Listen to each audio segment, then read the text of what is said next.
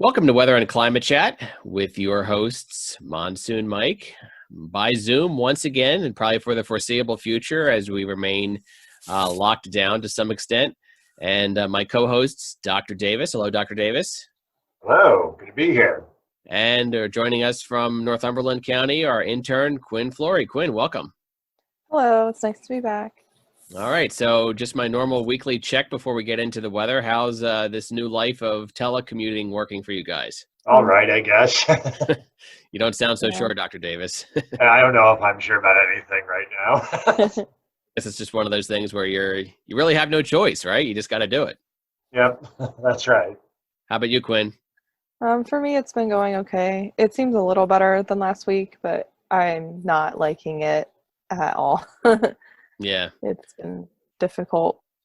And now we just learned today from the president of the university that all PASHE schools are going to be summer classes are going to only be online only as well too. So if anybody out there is listening, is planning to take any summer classes, check your email to read the full statement from Dr. Hawkinson. So looks like this is not going to be ending anytime soon, and we're in it for the long run. But we're going to keep doing what we're doing for the time being here on Weather and Climate Chat. Of course, why not? Yes. Weather doesn't stop, and we shouldn't stop. That's right. Well, and actually, nobody out there listening to this podcast can see, but Dr. Davis's weather cat is making his appearance known on screen right now. So hello to Rosby. Yeah, Rosby's been definitely enjoying the table and interrupting my lectures now this semester. Yeah. He is named after the father of modern meteorology, Carl Gustav Rosby. Okay, awesome. So hello, Rosby. Let's see here. There he is. There he is. If any of my cats come across the screen here, I'll pick them up. But so far, they've been leaving me alone. So we've got 4 here. So all right. So let's talk weather. With all of these quarantines and lockdowns and stay-at-homes and every other name that they want to give it, people have been kind of really deviling to at least get outside and take a walk. And Friday was fantastic for that. I took a walk with my family, and it was a gorgeous day, but we sure paid for that over the weekend. That was definitely a thumbs down weekend, with especially Saturday, with lots of rain and just a ugly, raw, damp pattern. You want to talk a little bit about that, Dr. Davis? So what we saw was a weak high pressure that was in place for Friday, which gave us our very tranquil and pleasant day. And then there was a system that was coming out of the Gulf, I believe, up toward the north, and then that's what pretty much gave us the really disgusting, rainy, miserable, gray weather for Saturday and much of Sunday too. Yeah, we did get rainfall by me at least in the morning. Then things kind of got a little bit better in the afternoon, but it was very dense overcast for the entire day. Yeah. So it was a lot of rain, and I didn't even check my rain gauge to get an exact number, but I would say well over an inch fell, because there was some times on Saturday that it was coming down at a pretty good clip.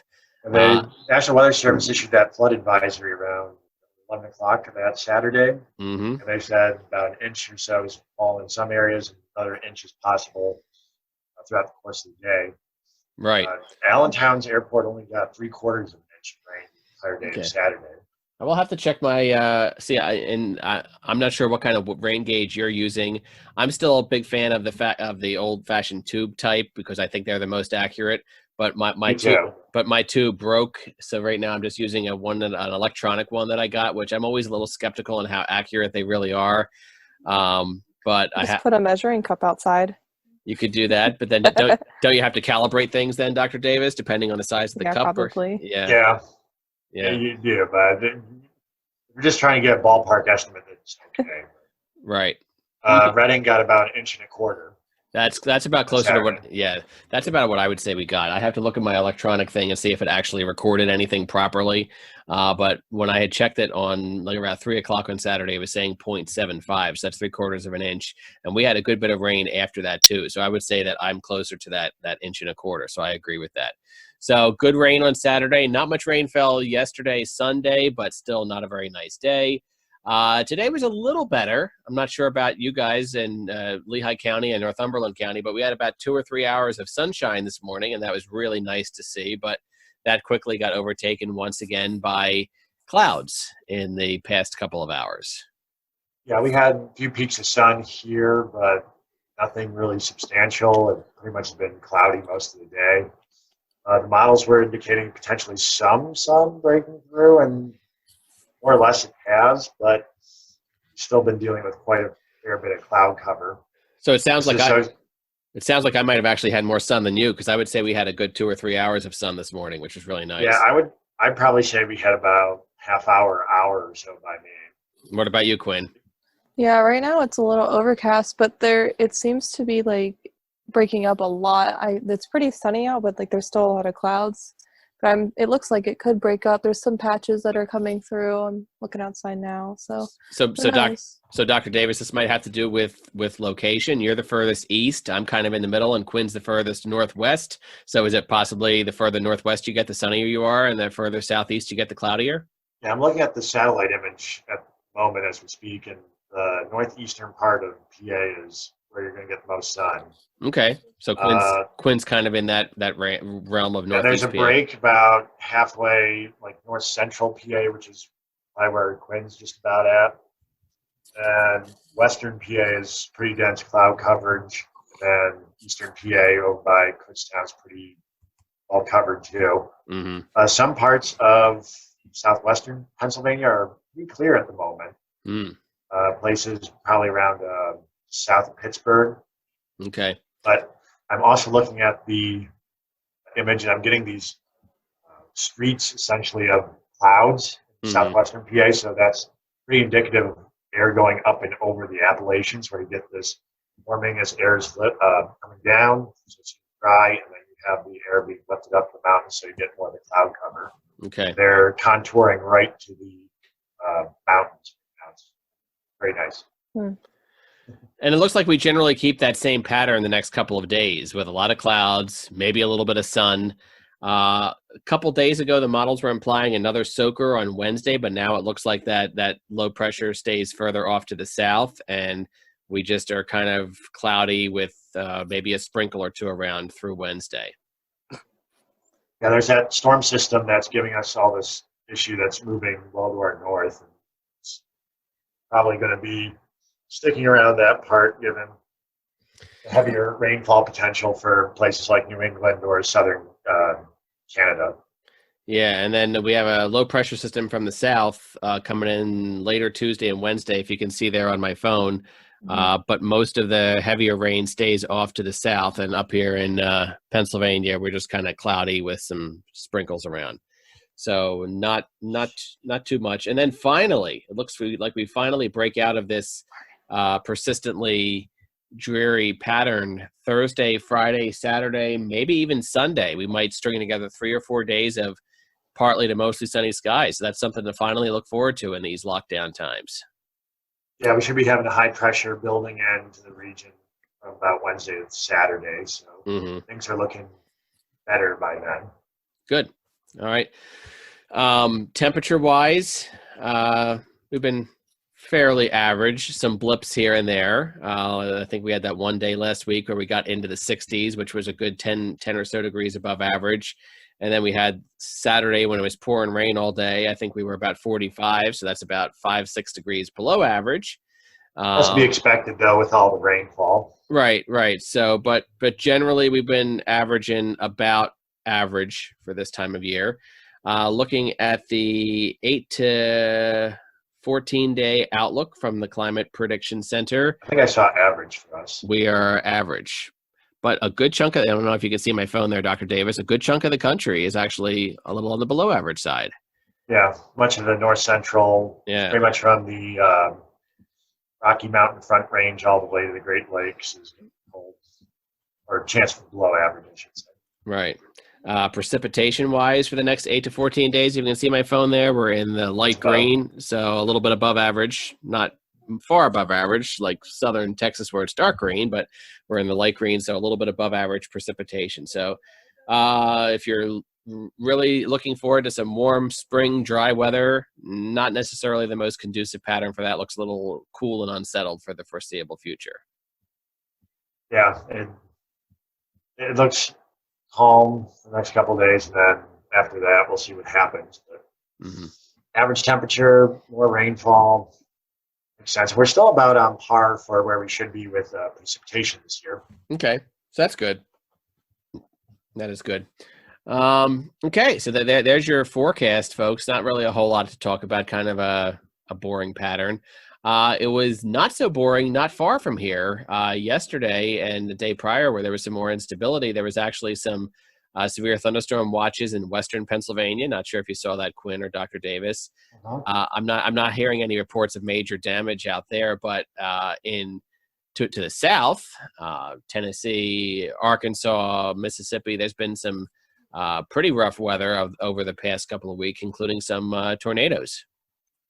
Yeah, on the 28th, so that would have been Saturday. Mm-hmm. There were 24 tornadoes reported by the Storm Prediction Center. I'm looking at the reports right now. Wow. And they were largely in central Iowa, northwestern Illinois, and then northeastern Arkansas. A couple down in far southwestern Indiana. Mm-hmm. And the one big one that is getting a lot of notoriety is the Jonesboro one. Right. There were a couple injured in a tornado that struck in southwestern Indiana. Is that early for this kind of stuff, Dr. Davis, or is it fairly on par for that part of the country? We're pretty much hitting the main point of tornado season right now. It's usually in the springtime, like March, April, May. So late March, early May is when you usually get an uptick in tornadoes and severe weather. Okay, so for that part of the country, fairly average is what you're saying. This is nothing out of the realm of ordinary here. Gotcha. Okay. And I also did see, I don't know if I might be throwing you under the bus here because I didn't even mention this before we were getting ready, but I just happened to think I also sent you the National Hurricane Center came out with their hurricane forecast for the summer, and they're going with slightly above average hurricanes. Yeah, they're going a little bit above average in terms of hurricanes. We'll see what happens, but I guess it's not good news to be talking about potential hurricane strikes in the U.S. when we may be under quarantine still. Right, because then you would have more than one crisis going on at one time. So that would definitely not be good. So climate change. Exactly. But I mean, we are, getting into that season, and hopefully by the time hurricane season would ramp up in June, July, we would hopefully be a little more back to normal by then, but we'll see. Our climate topic, before we went on the air, Dr. Davis shared an interesting, we were just talking about tornadoes, back in 1948. Talk a little bit about what happened back in 1948, the first, successful tornado forecast? Yes, on March 25th of 1948, so roughly about a week ago, would have been the anniversary of it.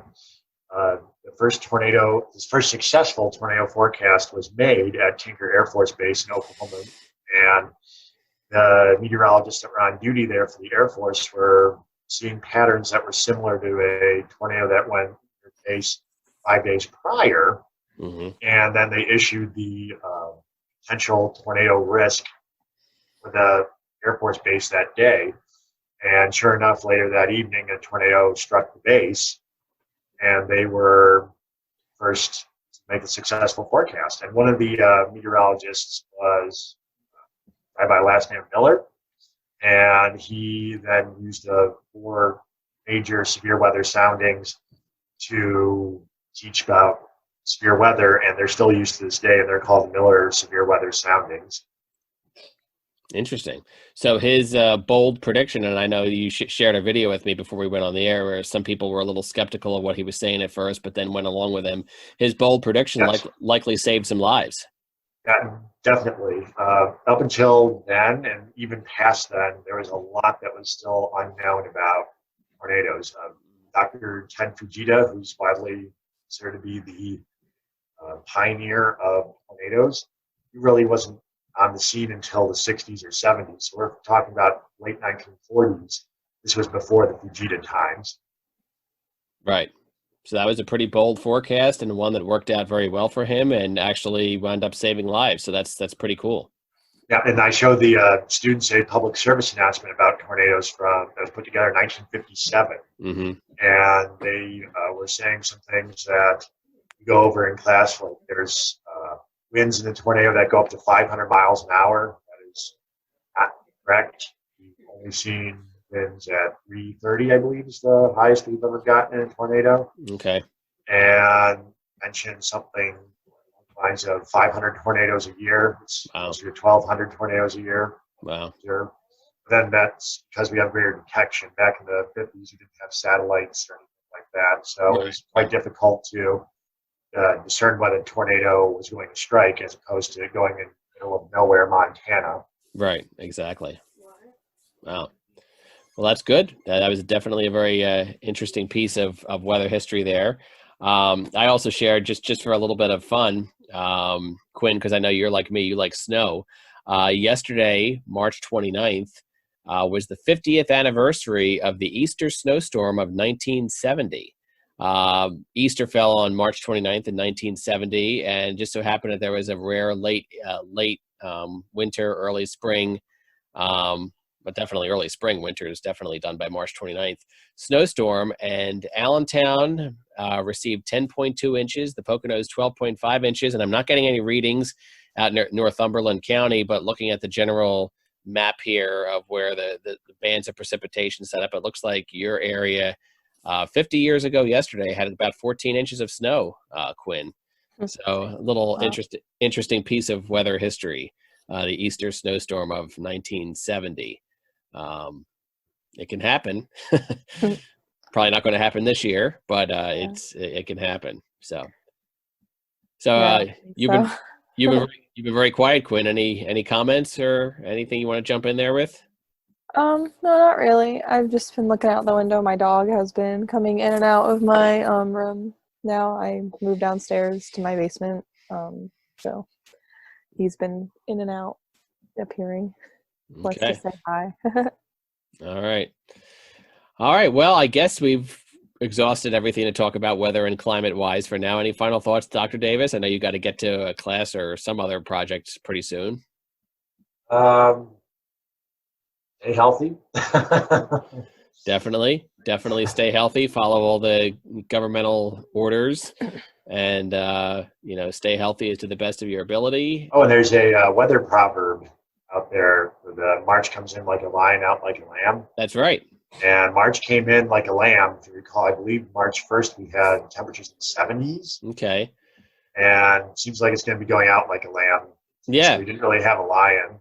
No, I mean, at most tomorrow you're just going to see some clouds and maybe a sprinkle here or there. So that's kind of a lamb to me too. So yeah, it looks like there's another weather proverb that when the forsythia blooms, you have 3 more snows. And my forsythia started blooming last week. So we did have a little bit of snow mixed in on Monday, I believe it was last week. So if you want to believe that, there's 2 more snows coming. I don't know about that. Let me just take a look. Yeah, I don't think that's going to happen. Yeah, let me just take a quick look at the fantasy GFS model going out a couple of weeks and see if I see anything even remotely like that. Looks like temperatures are average, just like the National Weather Service said. Nah. I think we're safe from the 2 more snows, so I think that proverb we can put that one out to pasture, Dr. Davis. Yeah, I would agree with that, but I'm just throwing it out there. Maybe if we get a flurry here or there, I mean that would count as a snow, so maybe we could do that, but we'll see. Yeah, that might be the stretch though. Yeah. All right, so Dr. Davis, Quinn Flory, thanks so much for joining me. This has been Weather and Climate Chat. We'll look to record again, I don't know, sometime within a week or so again. Sound good? Sounds good. All right. Take it easy, and we'll see you next time.